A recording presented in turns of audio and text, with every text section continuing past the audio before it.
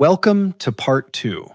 In Part 1, you built the foundation, the standard, the roles, every type of hazardous energy, and how to control each one. Now we get into action. Part 2 is about procedure, the exact steps you take before you touch any machine, while you work on it, and when you're ready to bring it back online. This is where authorized employees earn that title. Quick recap from Part 1. 6 types of hazardous energy: electrical, hydraulic, pneumatic, mechanical, thermal, and chemical, including gravity. Each has specific injury mechanisms and specific lockout methods. The cord and plug exception applies only with genuine exclusive control and no uncontrolled stored energy. Now let's talk about what you actually do with all of that knowledge when you're standing in front of a machine that needs service. A proper lockout/tagout procedure follows a specific 6-step sequence. Skipping even one step can cost you your life. These 6 steps are not suggestions. They are the law and your personal protection system. Here they are: notify, identify, shut down, isolate, lock or tag, and verify. We're going to walk through each one in detail. Step 1. Notify affected employees. Before you do anything to that machine, anyone who operates or works near it needs to know it's going down for service. Tell them when, how long, and what to expect. Communication prevents confusion, prevents accidental attempts to restart equipment, and is a legal requirement under the standard. This step bookends the entire procedure. It begins with communication, and it ends with communication. Step 2. Identify all energy sources. This is where fatal mistakes happen. Workers find the obvious source and miss the hidden ones. You must consult the written procedure for that specific machine and identify every energy source and every isolation point, using everything you learned in Part 1 about energy types. Never rely on memory. Never assume a machine has only one energy source. Always use the written procedure. Step 3. Shut down the equipment using the normal stopping procedure. Press the stop button. Complete the task cycle before interruption. Follow whatever the machine's standard shutdown sequence is. The machine must come to a complete stop before isolation begins. Skipping the normal shutdown procedure and going straight to isolation can damage equipment and leave the machine in an unstable state. Step 4. Isolate the energy. Physically operate every isolation device to cut off the flow of energy to the machine. Turn off circuit breakers, close valves, block mechanical components. Every energy source you identified in Step 2 must now be physically isolated at its isolation point, not just the main breaker, every single one. This is where your Part 1 knowledge about energy types directly drives your actions. Step 5. Apply your lockout or tagout device to each energy isolation point. Your personal padlock goes on every single isolation point. If multiple employees are working on the same machine, every single worker applies their own personal lock, not one lock for the team. If the isolation point cannot physically accept a padlock, a tagout device must be used. But remember, tagout provides less protection than lockout and should only be used when lockout is mechanically infeasible. Step 6, and perhaps the most critical: verify that zero energy state has actually been achieved. Use a calibrated voltmeter or non-contact tester to confirm zero electrical energy. Open bleed ports to confirm hydraulic and pneumatic pressure has been released to zero. Attempt to start the machine using normal controls. If it doesn't start, that confirms isolation. For thermal energy, use a thermometer. Never assume the procedure worked. Prove it. Even after completing all 6 steps, stored energy can remain, and it's responsible for a disproportionate number of LOTO fatalities. Capacitors hold electrical charge. Springs remain under tension. Hydraulic cylinders remain pressurized. Elevated loads can still fall. You must actively release, restrain, or dissipate every form of stored energy you identified. Verification in Step 6 should confirm that stored energy has been addressed, not just supply energy isolated. 3 workers are all servicing the same conveyor system at the same time. How many locks should be on the main energy isolation point? 1 lock for the whole crew? 1 per person? Take a moment and think through why your answer is the right one.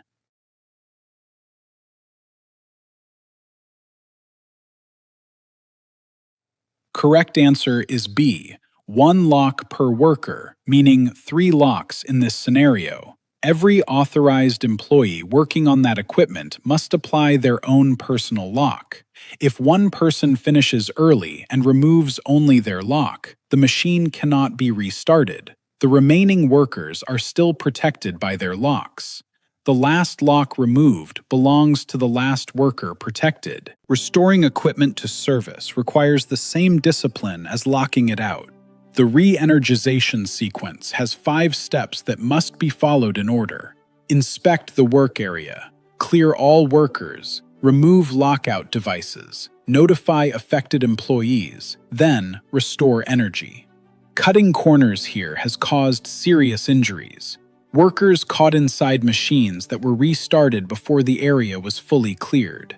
Discipline at the end of the job is just as important as discipline at the start.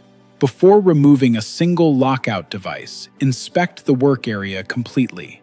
Confirm all tools and non-essential items have been removed from the machine. Verify that all guards and safety devices removed during service have been reinstalled. Guards that were removed for access are a critical check. A machine restarted without its guards reinstalled exposes the next operator to exactly the hazards the guard was designed to prevent. After inspection, ensure all workers are physically clear of the machine, not just your crew, but anyone who may have walked into the area during the work. Walk the area yourself and visually confirm no one is in, on, or around the equipment. Then, notify affected employees that the machine is about to be re-energized. Give them adequate warning, no surprises. Communication bookends every safe lockout procedure. Lockout and tagout devices must only be removed by the employee who applied them, not a supervisor, not a coworker, not someone who says, "He told me it was okay." Only you remove your lock. This rule has no informal exceptions.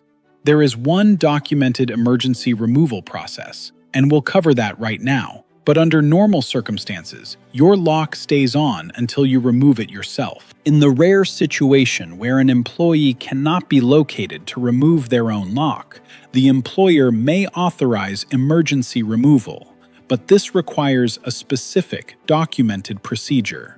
The supervisor must demonstrate the authorized employee is not on the premises. The employee must be notified before returning to work that their lock was removed and the reason why. Written authorization is required. This is never an informal, verbal decision. Shift changes create one of the most vulnerable moments in lockout-tagout management. If maintenance starts on the day shift and continues into the evening shift, protection must be continuous, meaning the incoming authorized employee must apply their lock before the outgoing employee removes theirs. This is called a lock exchange. There should never be a single moment when equipment in active maintenance has no lockout protection in place. When a group of employees works on the same equipment, a group lockout procedure must be used. The goal is identical to individual lockout. Every single worker must have the same level of personal protection as if they applied a lock directly to the isolation point. The most common method uses a group lockout box or HASP, a central device to which each worker applies their own personal padlock. For large-scale shutdowns involving multiple crews or contractors, a primary authorized employee is typically designated to coordinate the overall lockout process. Each crew may have their own authorized employee applying a lock representing their group. But the principle is constant. No individual worker's protection can be delegated away. If you are working on that machine, Your lock is on that lockout point, either directly or through a properly managed group lockout box. When contractors work alongside your internal team, both groups must follow lockout procedures, and both apply their own locks.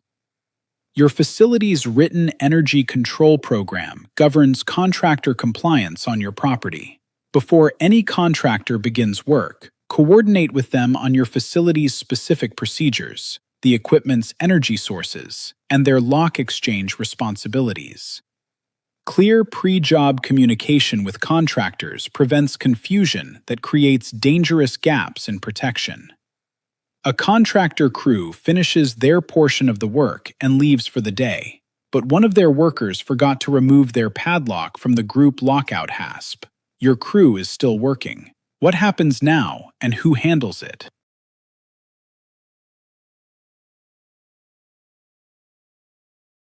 The correct answer is C.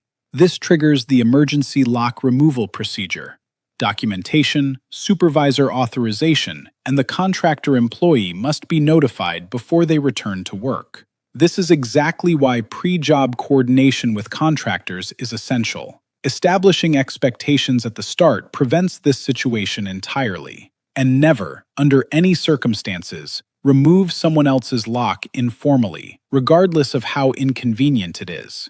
Now we need to discuss one of the most misunderstood and most dangerous aspects of the lockout standard, the minor servicing exception. This exception allows certain minor tasks to be performed on energized equipment without full lockout procedures.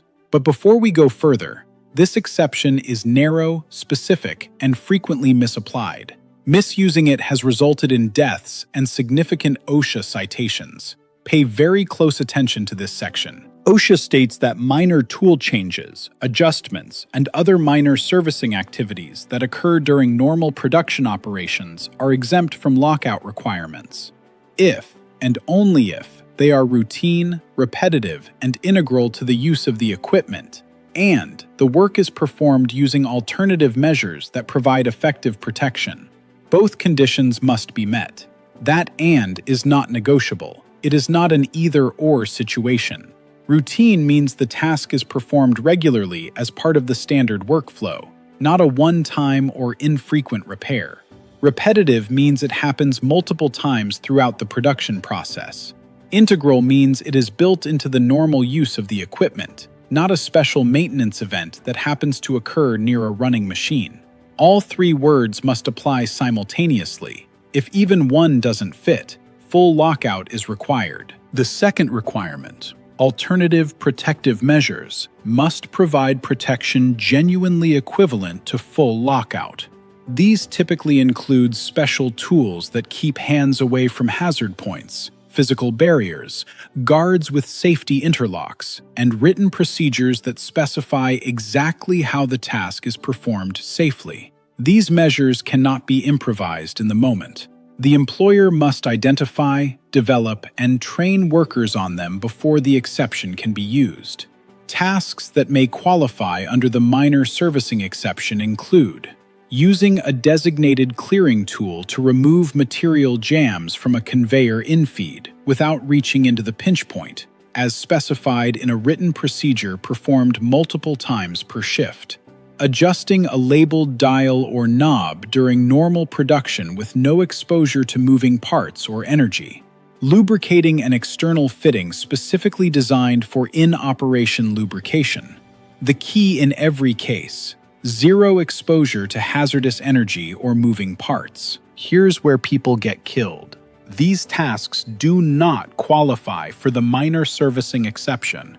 Reaching into any machine by hand to clear a jam, regardless of how quickly you think you can do it. Performing a repair that requires removing a guard. Any adjustment that exposes your body to moving machinery or electrical hazards. Any task that is not routine, not repetitive, or not truly integral to normal production. And any situation where no written alternative procedure exists. When in doubt, lock it out. A press operator uses a dedicated unjamming tool, as specified in a written procedure approved by the facility safety team, to clear paper jams from the infeed area of a running press, without placing hands near the point of operation. This is done approximately 10 times per shift. Does this qualify for the minor servicing exception? Walk through the conditions mentally before you answer. Answer A may apply here. But notice I said may. All four conditions appear to be met. It's routine, repetitive, integral to production, and a written procedure with a designated tool provides alternative protection. However, your facility's safety officer must make and document this determination. You do not make this call unilaterally. If your facility has not formally evaluated and documented the task as qualifying, treat it as requiring full lockout until they do. There is one guiding principle that cuts through every gray area in lockout. When in doubt, lock it out. If you're not certain a task qualifies for the minor servicing exception, perform full lockout. If the written procedure doesn't address your specific situation, perform full lockout. If anything has changed from normal procedure, perform full lockout. Your life is worth the extra 5 minutes it takes to do it right. OSHA requires that energy control procedures be reviewed through a periodic inspection, at least annually. This inspection must be performed by an authorized employee other than the one using the procedure, a peer verification, not self-certification. The inspection must confirm the procedure adequately protects employees and that workers are following it correctly. Results must be certified in writing with the machine name, inspection date, names of employees involved, and the inspector's name. Lockout Tagout training is not one and done. Initial training must be provided before employees perform or work around lockout procedures. Retraining is required whenever a worker has reason to believe they don't understand current procedures, when procedures change, when inspections reveal deficiencies, or when new equipment is introduced. New equipment with different or additional energy sources requires equipment-specific retraining. Generic prior training does not cover new hazards. Training must be documented with employee names and dates. OSHA data consistently reveals the same violations year after year. Number 5. No written energy control program. Number 4. No machine-specific procedures for complex equipment. Number 3. Failing to verify zero energy state. Number 2. Inadequate or missing training records. And the number 1 most cited violation, workers removing other workers' locks. These 5 violations appear in citations across every industry. Every single one is preventable. Documentation is the proof that your program is working.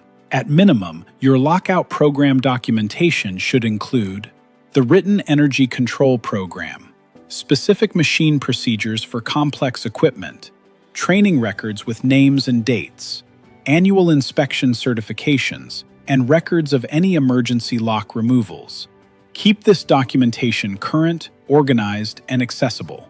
OSHA's position is straightforward. If it isn't documented, it didn't happen. You have specific legal rights as a worker under OSHA's regulations.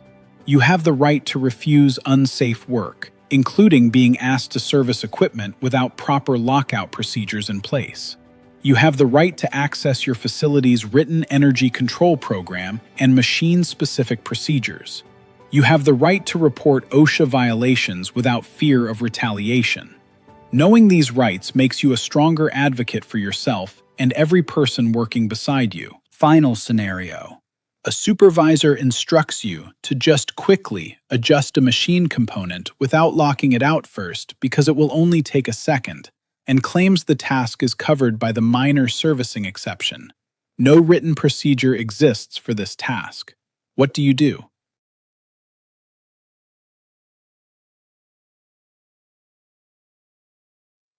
The correct answer is B, always.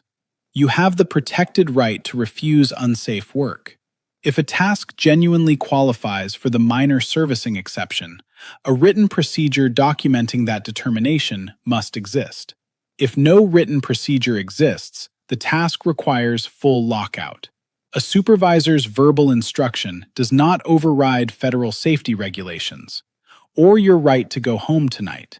Your refusal protects not just you, but every worker who performs that task after you. Rules and procedures can only take you so far. The difference between a workplace where lockout is followed perfectly and one where shortcuts are taken isn't the procedure manual, it's culture. It's peer accountability, where you stop a coworker who's about to skip a step, not because you're a rule enforcer, but because you genuinely care whether they go home tonight. Safety culture is what happens when no one is watching. Build it, protect it, live it. One final rapid review. The 6 lockout tagout steps. 1. Notify affected employees. 2. Identify all energy sources. 3. Shut down using the normal stopping procedure. 4. Isolate energy at every source. 5. Apply your lockout or tagout device at every isolation point. 6. Verify zero energy state. 6 steps, no shortcuts, every time. Carry these 5 principles with you every single day on the job. Only you remove your lock on every isolation point. Verify zero energy every time. No hands near hazard points without full protection. When in doubt, lock it out. These aren't procedures, they aren't policy. They are principles that protect your life and the lives of the people working beside you. One last comprehensive scenario. You need to replace a worn drive belt on a conveyor system that has both electrical power and hydraulic tensioners. 2 workers are on your crew. You're on the day shift, and an evening crew takes over in 4 hours. Walk through your complete procedure, from first step to last. Take 60 seconds.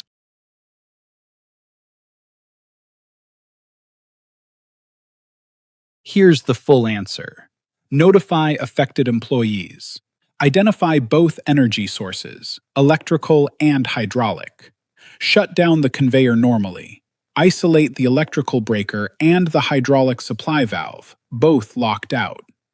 Both workers apply their own personal padlocks to both isolation points. Bleed hydraulic pressure to 0 and confirm. Verify electrical at 0 with a tester.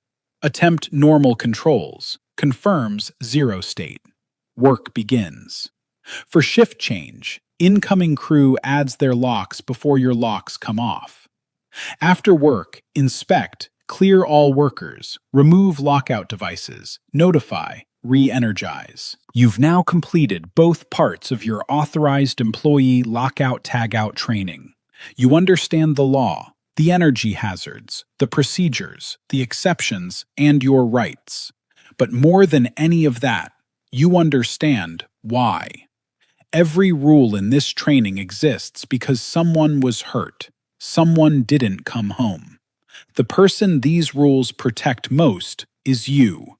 Take that seriously, work safely, and make sure the people beside you do too. To receive your Authorized Employee Lockout Tagout Training certification, complete the hands-on knowledge assessment with an approved trainer. Keep a copy of your completion record and provide one to your supervisor for your training file. Your certification must be renewed anytime procedures change, new equipment is introduced, or your annual inspection reveals a knowledge gap. Thank you for taking this training seriously. It matters.